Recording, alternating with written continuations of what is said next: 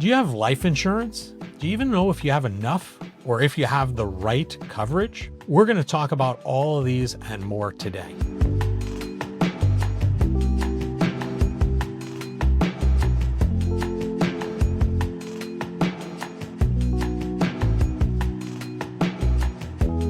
Hi, I'm Larry Sprung from Midland Financial, where we strive to bring joy to your money journey.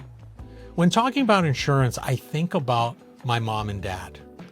My mom was a stay-at-home mom. My dad, a New York City school teacher. My mom was the glue that kept the household together. She took care of me and my sister, making sure that lunches were packed. We got to school on time. We were there for practices, my sister for soccer and me for hockey. And she literally took care of everything that needed to be done within the household. Now, when you're looking and thinking about insurance, if you're in a similar situation, and let's say one spouse is working or maybe not as much of an income stream as another because they are the glue that's keeping the house together, there's still a need for insurance on that person. Because if they're not here tomorrow, how are you going to continue working and making sure that your family is cared for? And I think that that is something many times that gets overlooked. Just simply because there's no W-2 doesn't mean there's no value to the household. I would argue, in many respects, my mom, her value was so much greater, at least from my perspective as a kid, than my dad going to work. And that needs to be protected. So what coverage do you really need? You might know that there's a few different types of insurance. The two main types are term insurance and whole or universal life insurance. And I think for today's purposes, you really just have to understand that term coverage is a method that allows you to have a certain amount of coverage for a certain period of time, usually 10 to 30 years, and then it goes away. Whereas universal or whole life coverage are coverages that can stay around for your entire lifetime. So if you feel that your insurance need is a temporary need, you just have to get over the hump of the house being paid off, the kids being done with school, and getting past those huge financial obligations, then term may be right for you.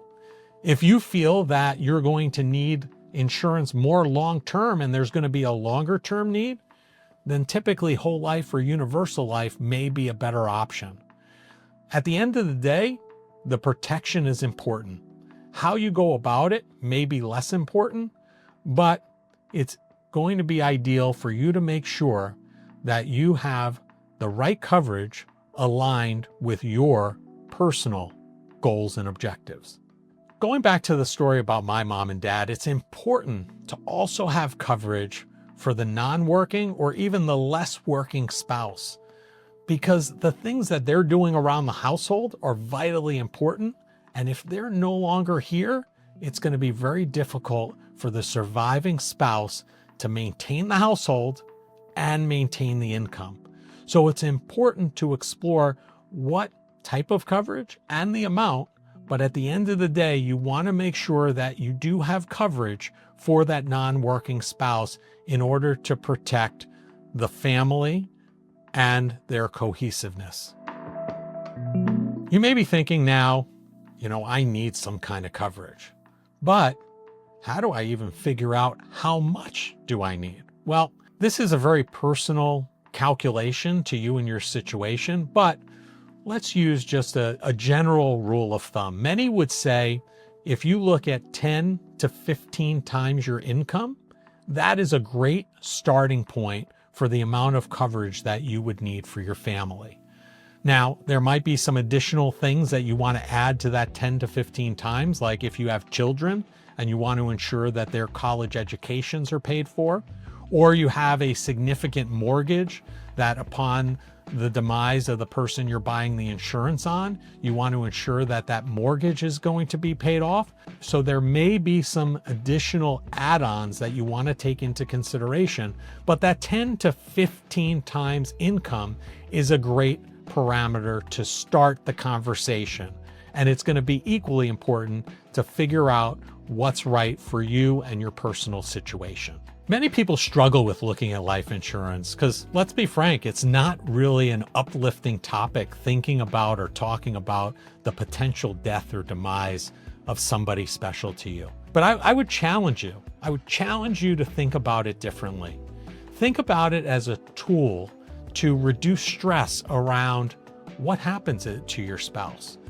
I would challenge you to think about it as a loving kindness for your family and loved ones, because they mean so much to you that you want to make sure they're protected should you or your spouse or significant other not be around. I'm sure you probably have more questions because we just scratched the surface today.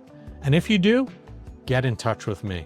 I'd love to hear from you and see how we can bring joy to your money journey. All the information is in the description below. I'm Larry Sprung from Midland Financial, and we'll see you next time.